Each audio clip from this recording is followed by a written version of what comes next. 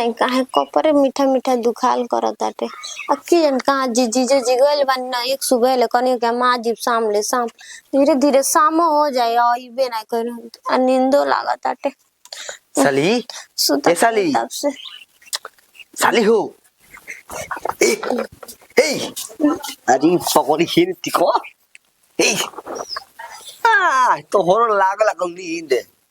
प्रवरे के जो जात रही आप सुते जान होई देखो ए हाँ होई देखो अरे कालो जैसे गाल नहीं है पाउडर का मन करता है अरे साली सुरमा लगाई ले अब ना वही है जवानी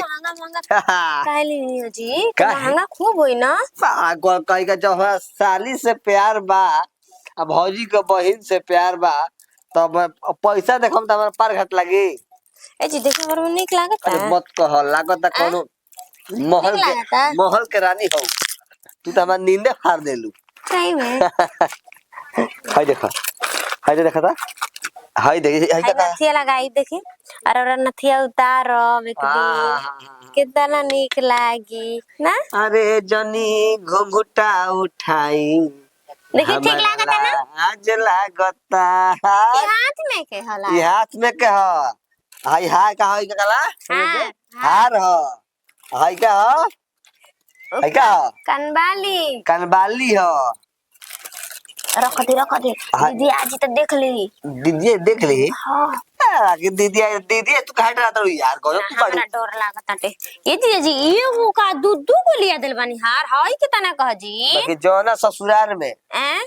साली ना होखे और ससुराल ना कहल जाला जान जी हो हेलो आज छोट शादी बारू तो तनी हमरो मन ना खूब मजाक करने कनी हलन से जा एक ही ले चल गए और हमरा के ना लिया के गईनी हम कुछ खाए के मन करत रहे ठीक बा त हम जे लाज ले बा तू घबरा का छेना के टिकिया लेल बनी एक प्लेट चाउमीन एक प्लेट छोला कहां रखले हरमन अपना बेगी में की रात होई सब कुछ सुते झपाए लगी वही तरह मुंह में को गिन के खियाई सही है हां हो देखी हां कितना हमरा से प्यार करेनी ना टिकला ढी टुकुल गाना बजा तो से थिया में होटल में खाता छोला बा तो पर के कोना देश से गाना हरे आय आता पत्ता तिया से गीत कहत रहौ छ करा बंद कर दे इधर रख दे आ कनी हां सांझी के ने जाइम ना चट्टी पे हां नारियल पानी ले आइम ना तारा खातिर नारियल पानी के कहा तारा खातिर घिउ को तारा घिउ किन के लाते सही में कहे ना दे है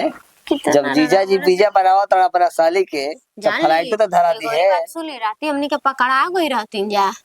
दीदिया भन से का जाग गई जागे के नहीं के अब सुनो अपना नींद के दवाई ले तानी दीदी अगर जब मौनी के प्यार करे का मन करी तब तनी दूध में डाल दे के सब परिवार खा के सुत जाई एक 4 बजे उठी तो लेकिन हमनी के का होई तो हमनी के मैं खजाना लूट ले ली जा ठीक है कहती बरो हां लागता कि पायल बैठ के हुआ का हो कोई नहीं खाओ चल घर में आई जल्दी चले दादा चलो हो बाहर झाड़ बाहर के छो देता नहीं छोटिया ना 3-4 गो कुर्ती खोल धो देले बिया सूट सलवार के दीदिया धोई ऊ तो खेलवाड़िया और काम बढ़ा देती है नइखे कहत कि बहिनिया के और उबार करत और बढ़ा देती है एगो ननद आइल बाड़ी उनको अपना मने नइखे बुझात दीदी जी तो अपना के बड़ कामे लगावेली कि हम बड़के नहीं तो घर में के ना नु करम बहरी के नु करम ए बतावा तो भैंसिया के ना डलाई रही सगावा हई तो मार नोच के में डाले जे मर खर पतई सब ज्यादा हमरो कौन काम बाटे ई लोग अपना माने बुझाइते ना के अकेले पता ना काम धंधा कर कहां बाड़ू हो अभी बहर तही बाड़ू का कर दीदी जी घर में तनिका काम बाटू आ तार बहिनिया कहां बाई हो सुतल बई कब आके सुतल बड़ी कभी के सुतल बिया जी कनी क्या ना गई रहियो तारा से एगो बात हम कहत नहीं खिसियई ह मत बोलहु के होय गाड़ियो देवे कोई त मुंहे पे गाड़ी दी ह अनहे मत गाड़ी मत दी ह का बोलो जी अच्छा ई बतावा बस कने मा कि सियान बहिन के लान के रखले बाड़ू इतना दिन से हैं आजकल के जुग जमाना के बारे में जानता ही ना बाड़ू हैं बताओ सियान लड़की के रखल उचित बाटे घर में हो। हमनी कहम तो तारा खराब लगे कि देखा ना गोतिनिया देख के हमार जरतिया बहिनिया के बचिया हम जरत नहीं खी। आजकल के जुगे जमाना ऐसा बाटे ना कि केहू सियान लड़की के रखल जरूरी नहीं के समझते। ई दीदी जी रउआ पूरा माना तनी बात के बताई छोट बहन तनी नटखटिया ओई जो तो रहेले ना तो सही शरारत करत रहेले भौजी से माई से अपन का रउआ त अपन देखा निकाह कनिया। छुपावे के बटे भाग के आइल बिया जान जाई कहते जइबे ना करम त कालो परसु कहनी जो ना त अपना भाई के बोला के कह द कि अथी भैया आके लिया के जा वाला बस्ती लिया के जा लेकिन लेके जा ठीक नु। इनकर नेचर हमें ठीक नहीं खे लागत यो समझ जा। जाके प्रभातवा ओनी के साथ में बगीचा में मार टिटकार मार तड़ी निक लागत टुए। हाँ सुबह के माई कहते कि का ये बचिया एती सब कोई के देखने लेकिन एगो टीकर के साली के देखने के बुझाता कि लइको फेल कइले बाड़ी। हैं बुझाता कि लफुआ नंबर 1 में गिनती गावतड़ी। जौनो रास्ता चलता हूँ लइका में का हो मार टिटकार मार लागतड़ी निक लागता। हैं देखा कनिया महे महे में ना सब कोई खिसियाता हिया तक मम्मियों जी खिसियाता नहीं खाली चलैया देख के।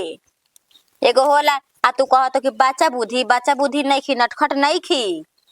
दीदी जी सियान तनी लइकी बड़ भइली। नु गइल बिया बड़ गइल बिया जल्दी से ऐसे ओकर लागता कि सियान हो गइल बिया। ओकर कितना दिन के उम्र बा देखी ना हमर बियाह में कति चुकी रहे देखी देखा भइल त सियान थोड़िए बिया। लेकिन नहीं कनिया हम तो कहम कि बहिनी के अपना एजवा से विदाई कर देले रहतू तो उन्हें ठीक रही ठीक ना। कोई के उंगली उठावे से पहले अच्छा रहे कि अपना घरे दुआरे जाके बचिया रहस खास पियस। ई आदमी ने कहत कि साफा के लिए बहिन घरे मत आवा बहिन और के छूटल बा लेकिन हाँ आवा 1-2 दिन रह फिर चल जा। 1-2 महीना 3-4 महीना रही हन तो ठीक बात नहीं खे ना। जाए दीदी जी खिसियाइन से मत हम भेज देम अपन बहन के हमार बहनिए पहाड़ पे लेबे तो भेज देम में के करे के बटुए। देखो हम कहानी एक तरह के खराब लागी कोई तार बहिना के कहत कि पहाड़ भइल बड़ी हैं 2 रोटी खैले से का मने घर बेटावा अटवा नहीं खेनु रखले रउआ के कहत तनी बेटावा अटवा नहीं खेने रखले ए बचिया ई बताई ना। रखले ओकर बात अलग बाटे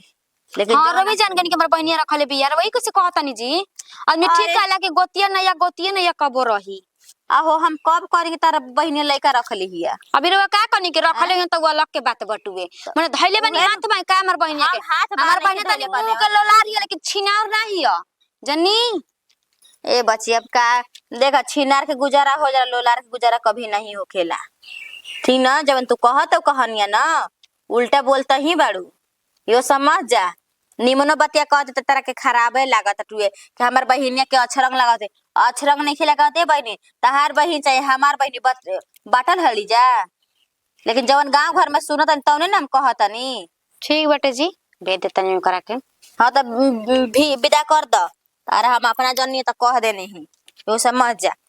तारा खराब तो लगता ही बा ठीक है नु कहतारी मने का गलती कहतारी लेकिन इतना खराब लागल नु कि का कहे खातिन के मने हमर बहिनिए पहाड़ भइल बिया त ना। हां हमर बहिनिए इतना पहाड़ भइल बिया खेलवड़िया के रुका कर लाते से मारता नहीं करा के रुक जा। यो अपना मन के भइल बिया ना कहवावा तिया की कती गोतिया नहीं कबो इस चाही के हमर बहिनिया के इजरा हो ई त सोचते कि एकर नि हित ना त आइल बा हमार हित ना त आइले नहीं खे ये नहीं सोच के कहतिया हो हमरा के। अच्छा तो ठीक है भाई एकरो लाते से देखा कैसे लता बसत नहीं एकर धीरे में गोड़वा दे गोड़वा अरे तू तला तोरा के दबाइबे करम तू करबे करम त लागे लागे तोरा थुए नहीं खे होते कहबे कि ना गोड़ात नहीं के हमरा दुखात। अरे दबाव का झूठो के हटावा सर बेटा हमरा कहला नु कि गर्मी बहाता ना तेल तसन ना जल्दी लगाउने। चल चुप त दे तेल ना लगाइब त हाँ, लगला कि तोरा रह के तेलो लगाइ में ना लगाइब त बराबर है बेटा हाँ, जका रह तेल लगाइ में धो देबी पटाक से का। हाँ तो तब का गर्मी में तेल लगाव जला हाथ ना अरे जो दिन बारे तो ये दिन ना दबावत है रे बता। अरे जो दिन बारे तो ये दिन लगाव जब बारे रोज के टाइम ना मिलो तो दबाए ओके कहां से तोरा के दबाई हन जा लगावे ली सब देख उई बात ना कह के लगइहा सका अब त अपने बाल बच्चा में अजुराई रहतै सब हगल मुतल राती बिराती कुल हई खोला हौ खोला हगिस पहनावत हौ लियावा ये त कुल कइले रहतै सब त का कहि के आवस मिसस दबावस कनियो न माई हां का के लगला कि चले के बजरिया में बजरिया में हाँ चले के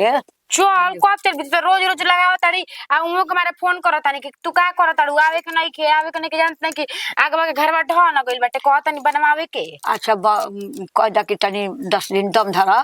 जइह 10 दिन रह ओकरा बाद चल जइह हो गया हाउ कहाँ का करतै सर का नहीं हम तो नहीं जानत हम तो घर में रही सुतल सुतल मन इसको नहीं खेला का जानी काहे उबी के भी मन में माई ले बाटे ओकर बहिनिया कहाँ? कने माई खेलवाड़िया कहाँ बिया माई सोच ले एक नंबर के खेलवाड़ी बिया बदमाश में मन करता के धक झोटवा नवा दी चार भेवरा हमारा के जानते नहीं ओकर लक्षण लागत है बुचिया कि उ लड़की तीन बुझाता कि 2 नंबर के तू बिया। ही बताओ 2 नंबर के माई तू छोड़ ना हमेशा के यानी का भैया से बतियावत रहता टिकर भैया से ही कइले रहता ही कइले रहता आ देख ले तोर का कह देता टिकर भैया का समझा दे तो जानता नहीं नु भौजी से हाथ जानता के धो देबी तू हाथ जानता धो नहीं देबे। तू के छिनार नहीं हाँ तो वो लाइन के लागत या ई ले के बोला के रखले बिया नु खूब भइल माने बेटी बहिन आवेले इहो का जानता रही त करत खाती धरे खाती बोलैली बाड़ी हम करे न धरे रात दिन के का करते घर में का नहीं के करत हमरा घर करनिहार नहीं के कि ओकरा के करे के बोलौले बड़ी करनिहार नहीं के हमरा बेटी पतो नहीं के कि वे आई हमार घर संभारे। का जाने, तू ही ना कहबी कि हम कहम बोल अरे ई छोट मुंह नहीं के रे छोट मुंह बड़ बड़ बात कर बाटे देखई के माई छोटी चुकी बिया पर जानता रही छोटी चुकी से लोग कहला कि छोटा बिया बड़का बम फोड़तिया भाई जी का कनी लगता है 5 रुपया दी ना मलाई वाला आई बाटे मलाई वाला जीजा के कभी खोए तनी के कहां घर में तनी ना तो जी। जीजे से मांग लेती। जीजा से मांग लेती है हां ना बाबू तेरा लाज शर्म लागता हो तू हतना चटनी बेटी हो खेले आ हमार होई बेटी नहीं के ससुर तीना जुले कहले होई कहो से आन सब रत्ना भइलु तारा मलाई खाई जाला अजी मलाई खालब तो का हो जाई लड़की मलाई ना खानी ना चुप रहो ना तो हमारा लगे पैसा कहाँ के रखली सर आओ तर हमारे लिए 5 रुपया मांगे मैं 5 रुपया बाटे हां हमरा नहीं के पूछात जब दीदिया बोलैले पैसे कहे के ना तो जीजा साली के नाता बाटे चाहे जे भी बाटे तो जीजा का हमेशा घर में का ढुकल रहे के बाटे तार के घर एगो माई दे देले बे तो जीजा के घर में का गुचर है किसी हां तो का गल जीजा दीदी जहां रहे सो काहे ना रहब हम क्या मालंग बानी का है दिनवा में दीदी जीजा से भेंट नहीं के होत कि रतियो को घुस जाता डू हां तारा दीदी हमरा के भेरिए सुतावेले हां हां दीदिया नु तार खूब भेरिए सुतावे जीजा जी का कोरवा में जीजा जी के करा में पता तर लाज लगता कि सियान समझ लाई कि आ बांस दोनों व्यक्ति तो हम ओकन के लगे का जाता नहीं हां तारा लाज बिजबा तनको नजर के पानी धो गल कहले जे सुत मत जो उधर हम सुजनी कहे ले सुजा तारा के तो जइया नु ससुरावा त दीदिया के लिया का जीजा के जइयो सुतवावे खातिर आ सुतिए धके तारा ओढ़नी निमन से ना लेवल जाला हो हां होय ओढ़न के चल ह या ही तई में बड़ू हमनी के रात रे जान तो ओढ़नी नु सर पर हमनी के गिरत ना रहे पूछला माई यही जे भी हमनी के एक बेरी माई ऐसे तक चलो रहे तो सीना नु तान मजाल लगे कि हमनी के ओढ़नी गिरा देवे के तनिको लाजे है आज नहीं ना रखे दे बुझा से जीजा के अरे जीजा करी जीजे के जीजा के रख लो खिलावाड़ी रख लो जीजे के निमनो लगी देखो ताड़ी नु देख ले छिनार भी एक नंबर के तू अभी जाना तो नहीं खित अब कहां बा टिकरा काहे नहीं कहा घरे में बाड़ा रे मगुरी त ओला लगाई रे त कम कहबा छी करके जतन तो तू का देता ताला फला भइल दे बारा झाड़ दी है रे अरे बड़ा झरिए रहो पहले देखत रहे आज पैसा मांगे जाइयो कर के मांगे रहो जाता नहीं ओकरो को सरिया तन दो थप्पड़ कहिए से तोरो ना लौकत रहे कि बेटी समात घर में भी आए हमर बेटा बा का होत का नहीं खे होते आज हम कह दिन ताला फला हो के मार चल तड़ी बेटा बा के है हमारा सका बोलला बिना जरूरत बा बोलम त ओए भौजी कह कि बोला त जा हमर बहिनिया के चलो हो आ ये ठीक कर ले तनी नो आई बतावा तो मम्मी जी से कहनी कि इतना पाकल पाकल टमाटर मत लीजिए मत पाक गए सरत अटे पनिया गइल बटे साफा मा पानी छोड़ले बटे आ एक कहतन चटनी बनावतन से चटनी बनावा काहे को चटनी बनावे लाके बटे टमाटर मैं सरी के माछी लागत टुए जतनी कह दम के मम्मी जी मन ठीक है ठीक करे वाला बनावे लायक नहीं के चटनी माछी लगा तो धो को तनी आगे में डाल कर चटनी बना दे हमार भौजी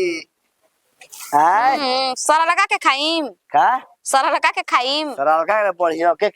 एने आई उन्ने कहां घुसकल जाता नहीं देखा तनी कि ना 10 दिन बस ठीक आ जाइम दसा देबू हां का दसाबू दिल में दसाबू के हमारा आंख में दसाबू हां ए भगवान ई कहता ना बोली ना जी या सुने ना एगो काम बटे का कने के गाड़ी में कितना रुपया के तेल भराइम त मन नैहर चल जाइम नहीं है हां के जे रहे रो छोटिया ना जाई ए तो हरो लागत कि मैं छोटी में कतना तो बढ़िया को साली एलबिया से बोले चल में कितना बढ़िया अच्छा साली आइल बड़ी तब ई मतलब थोड़ी है बल्कि साली आइल बड़ी तेजर छवनी छयन अब आइली 2-4 दिन रहली अब जइहन के इजे का करी हन आ तो छोटिया तारा की जय हो। छोटिया 10 दिन रहे द तारा बुझात कि मला के जो कुछ कमी बह जा। एने आता कोने की चल जो ई बबुआ जा रे अजी बबुआ जी ई कैसे हाथ धइले बारे हटा अरे ओहो साफ बनता रथी है ढेर तू लइका है ने कोने जाके छोले आई त बबुआ जी तन को बुझाता रे तुमको तोरा बुझाता जे ना तो मजाक कर ले तनी से हाथे बधा लिए त का हो जाए। अरे भौजी तू हो बाकी गज अपना मन के भइल बाड़ू मन के भइल बाड़ू हाथ में धरवाइबू तू हाथ में धरवाइबू आ देखा तनी रौरो बबुआ जी बुझाइल हां भौजी माने काला के कहाई न हो। बहिनी हमारा नेरिया के नहीं के ठेका तनी आजकल जुग जमाना बड़ी जरूरत का ठे करी है होला त माने भव भसुक ना त वैसे तू बात कर तड़ू। अरे मुंह ले मजाक करेला बड़का बुका लइका अरे बड़का बुका भाई मगले लइके का डोरा उतर तो ना सटत रही तो हूं जानता इसके नहीं की जाना था देखे कुछ तुम तोर लोला बाजा भी जानता इसकी ना ई का कहत टमाटर जैसन गाल राजा छुए न देव हो टमाटर जैसन गाल काजी गाना गानी तनी काजी कहरो कहो भैया चला मरे दे का भइला अभी वजह से चुमा देता रहा के करा के एक खिलवाड़िया के तार बहिनिया का औरी के करा के खुद हम देखनी पागल कैसे पागल ही हैं हम पागल बनी हो हमरा बुझात नहीं के ई का करतिया होई अरे खुश अरे बुची जी बुद्धि नहीं खेला का बुद्धि बा आ तहारा के का कहतड़ी का तू कहू तो पकड़ यही रहो से सब पागल ही अगर सही में बात रही त कही हमरा से नहीं के हमरा के सामने चुटिया कर देना हजी माई जाई तटी त जाई अरे जाई भौजी हटी। तू हटी जल्दी हटी दादा बात छोड़ दे तो करिए में तेरा हटी हटी हटी तू बोला के रह दे हम धर्मिंदर पर बोले छोड़वा दे छोड़ दी तेमरा के ना जिए देबे रे हैं हटी बुझी जाई तरौरा कुछ ऐसे बतियावे के बटे आ इहो बात तू कान खोल के सुन ल जहां घर में सुते ताड़ू नु आ भैया के लेके बड़का भैया के सुते ताड़ू तो एकरा के का खेल बड़ा के ढुका ले ताड़ू दिनवा होके चारतिया होके तो कहां एकरा के फेंकी जी माई घर को नहीं देले छोटिया को पता ना दीदीए भी सुते चुके नहीं की सयान हो गइल बड़ी आंख बाटे सब आ भैया से ना मत लगाओ तू अरे दीदी तो नंदी के तना बोला तनी जरे हैं हम का कहीं थी हमरा के मोबाइल बे हमरा के हां हमरा के जी ना देबे नंदी के का करत रहिस ओकरे पर रहबे का टिकरे पर रहबे का बोल ना तोनियो का गजब बात कहू तनी से जीजे हम तो मजाक कर लेना तो का हो गई माने ऐसा कौन मजाक करे के मन नोन दे जे बैठल बियाते ते ओकर हाथ से अपना मुंह में ते थी खाता रे हां जान जे नुहा के नु तो तोर रखे कुछ दिहन जान जे तो झटवा का बार लिहन तो जानता सने कि तोर जीजवा कतना खिसिया हड़न तोर मालूम बा कि ना माने गोतनी से सास ले ननद ले देवर सब ले हसबै बे मत मान तू कुंवर रही तो जात ना रही का बड़की भाई के लेके आवत रहा करते हो तो देवरा आवत रहे तो मारा करे घरे दिन भर गिरे रहत रही बड़ा निक बन गइली आज तू अपने ना देख करत रही ऐसे तोरा हमारा कोनो नाता रिश्ता ना रही खाली हम चुप लगैले बानी ऐसा लगैले बानी जल्दी से आ भेजवा तनी हम रुक भैया भी फोन करतनी रुक जो तोर मोय मन सा कलम छोड़ा तनी छोटिया रुक जो त हमर सास हमरा के ताना मारते हमर गोतनी हमरा के ताना मारतिया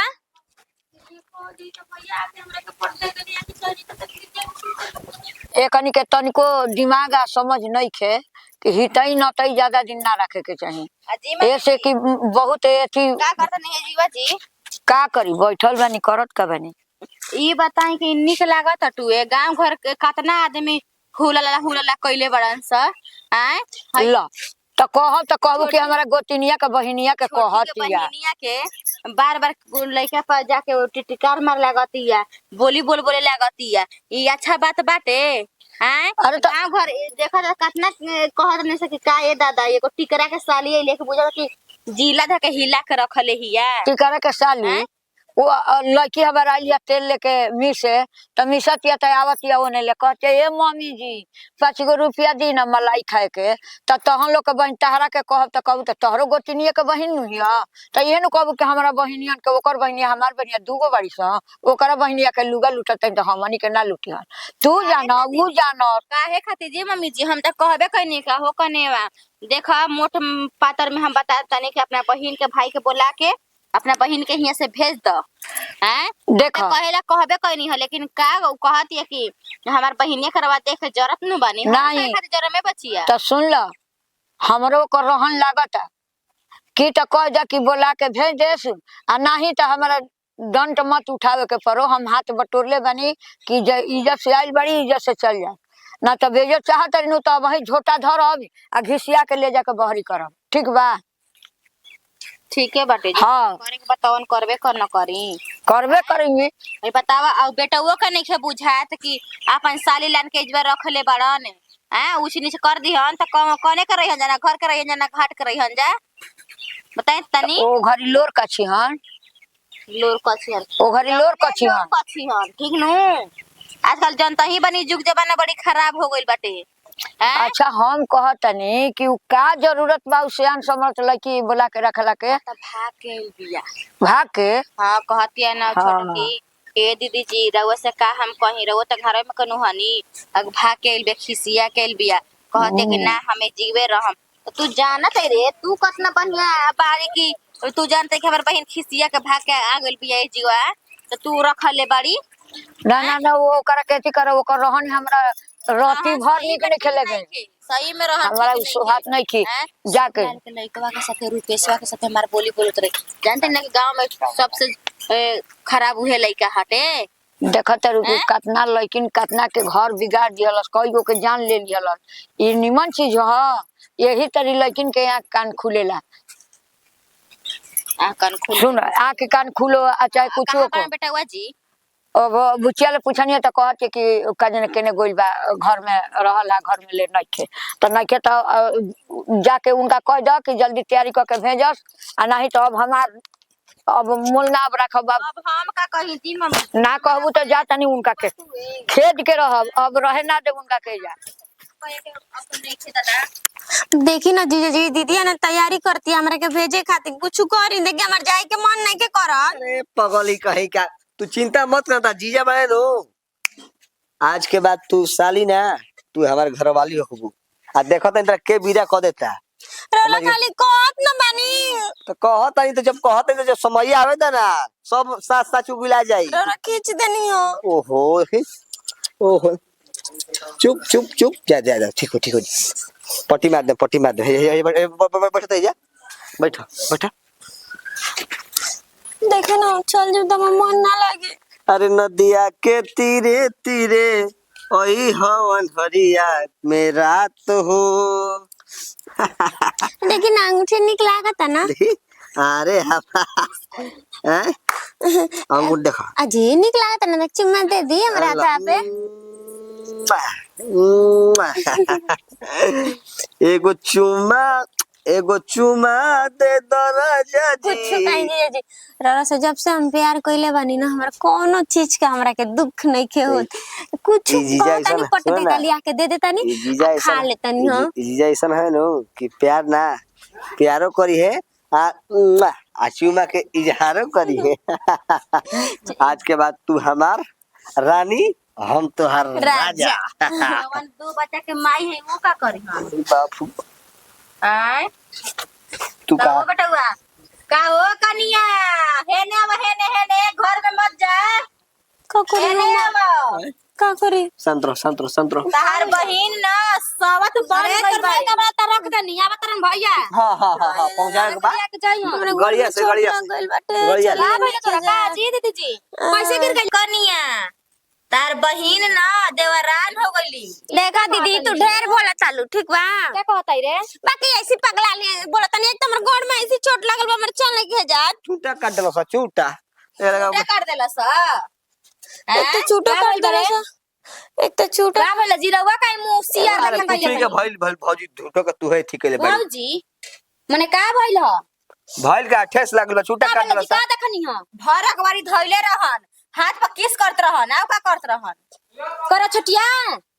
त का हो गई जी? अब तारा ना जिंदगी भर ऐजबे रहे के जी जे ना किस करना के और कोई कर दी त मने एक खेलावा ना समझताई काते ना समझताई खेलावा ना समझताई। हां ए बचिया त देख दी, ये तू नीक नहीं जो कर बला के हमरा के बेइज्जत करत ली। चल चल तुर्की का जनी देवर को न छोड़ा तनी ओए खेलवाड़िया के हमरा के मारे आती है ना आके हमारे घर में ना लसा बता रे हमर सास हमर गोतरी न लेते हमर इज्जत करवा बता रे मम्मी जी आओ न त का दूसरे के ना छोटका बबुआ के रख ले बिया छोटका बबुआ के हां जमन कहे के कहे जा हमारा में से मतलब नहीं खे इखन गिनिया रे हमर मतलब नहीं खे बचिया तेरे कदी हां रख ले कदी चुप कराओ तेरे हमरा के आज जब करा के बोला के रखल बड़े बोल त कहबे जे हमरा बहिनिया के हुले ले का कहतिया रे ए माई लड़किया हमार कहते त हम झूठ मानते रहे का रे माई का सुतल में तुम्हारा हाला गुला कइले देखू रे ई का ड्रामा मम्मी जवन होके करे रे हो मिलल बटे हमर ई करवावतिया तब तोरा नीक लागत है अब नु हां हम इनका कर रखल ए भौजी ए सुन ना आज के बाद ही हमारे बाड़ी हमारे रही है कसम घर के जे घर में रह जाता उससे बेटर कोनो चीज नहीं खे अरे हेने अरे हां उड़ा जाइए हाउ जो मामी जी इनका के मार दे जना त जाली जगह मुझे और मार खा के मर जाए चुप जी तो साफ मेहर मौगे निकल बड़ा साफ मेहर मौगे निकल गेला काजी बाबूजी ठीक लगा करतनी ना ससुरंती न गइलो का करी भागल बनी हां पागल हम बानी हां आए बचिया औरी ना बहिन इधर ये किस ना करे के रहे आए आओ ना बोला के बहिन के रखबू कह दई त मरचाई लागत रहे तीत लागत रहे जोर का के हैं बोल कैसा लगता है वो जे त माई के जीवन नाश कइले भाई के हमार रे वो सुतने के निक के मार मार के निक ना हो जी 4-5 गो लइकन के धोखा दे भागल तो रखल ही रहे चाची के लड़की के देवर के यो रखल रहे बस दू बारी पकड़ा गई रहू जा काहे बचिया दू बारी पकड़ा गई यही से रखा ए सुन ना सबको सुन ले काई सबको सुन ले अब हमारा ताल्लुक के मैटर के बीच की बात ना रही हम चलली साली से प्यार करबे साली से बियाह करब आ घर में केहू आई त हमरा से खराब केहू ना होई चलो हई हमर भौजी हई खेलवाड़िया कहां गई बे हनिया अरे ओ ये भगवान आप का पकड़ के कई का भगवान का आवत जवन रहे पकड़ के पंछी रहे तो पंछी तो उड़ गई देख ले ना इज्जत चल गई अरे हम भाई का जाके भाग बेटा रे